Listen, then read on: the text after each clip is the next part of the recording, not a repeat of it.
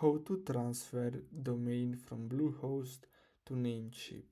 So what you're gonna have to do is simply log into your Bluehost cPanel account and then click domains on the left side of the page. Then select the domain you would like to transfer and then simply scroll down and then simply click on transfer or move domain.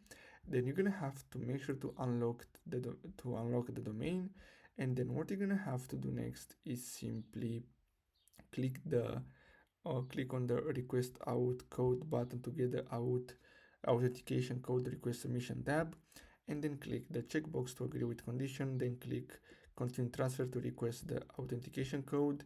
And then what you're gonna have to do next is simply, as you can see, if you're also moving your hosting to another provider, it is recommended that you update your name servers before the transfer.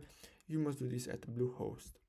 You may now submit the transfer request for domain using the APP code obtained from Bluehost. So you're gonna have to go to Namecheap and then initiate the transfer, and that's all. So I hope you found this video helpful. Thanks for watching.